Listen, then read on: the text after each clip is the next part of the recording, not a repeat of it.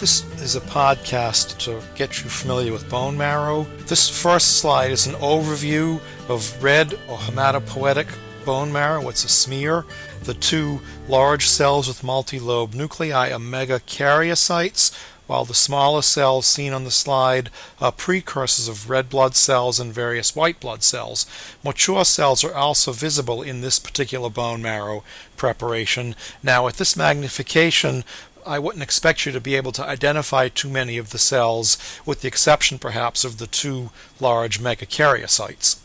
This particular image is a higher power view, a bone marrow smear, and the two large cells are large megakaryocytes. Megakaryocytes, as you know, are the cells in bone marrow that give rise to platelets that are found in peripheral blood. In this particular smear, there's a progranulocyte or promyelocyte in the middle of the field, and right below the progranulocyte is a neutrophilic metamyelocyte. Note that the metamyelocyte has an indented nucleus. You can see nucleoli and azure or non-specific granules in the progranulocyte. Two polychromatophilic erythroblasts that are not that easy to identify here are shown on the lower left of the slide, and the two cells on the right lower part of the slide are damaged and we would not identify them. This is a higher power view of the last slide. You can note the azure granules in the progranulocyte. You can see the nucleoli in the cell,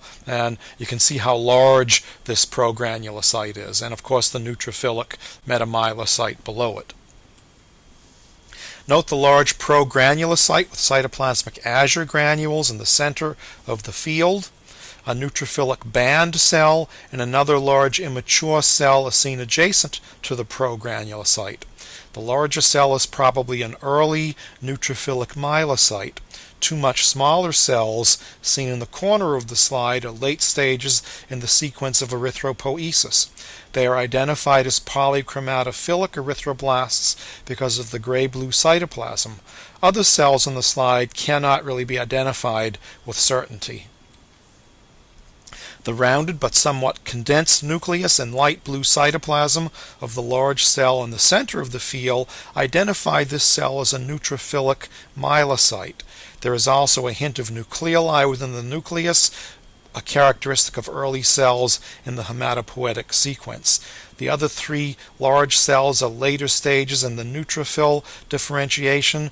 One is a metamyelocyte at the edge of the field, and two band cells. The smaller cell in the corner is a polychromatophilic erythroblast identified by the gray-blue cytoplasm. This is a very typical neutrophilic myelocyte. You can note the condensed nucleus and the juxtanuclear Golgi halo and the light blue, slightly basophilic cytoplasm.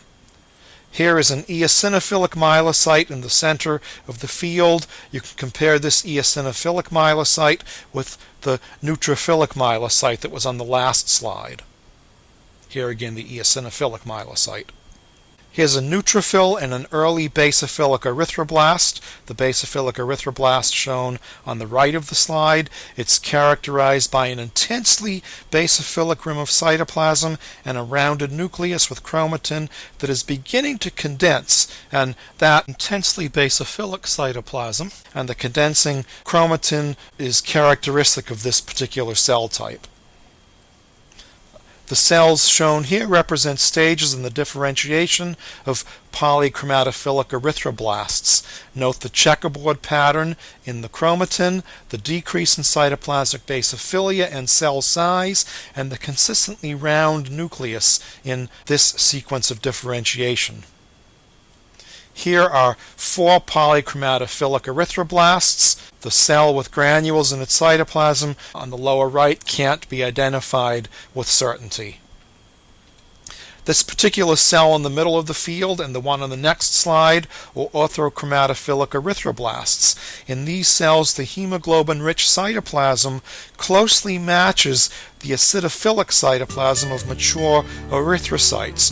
Chromatin of orthochromatophilic erythroblasts is fully condensed or pycnotic, and it no longer displays the checkerboard pattern characteristic of cells in the earliest stages of differentiation of red blood cells. Although this particular marrow smear is overstained, the intensely basophilic cytoplasm of these two basophilic erythroblasts can still be observed.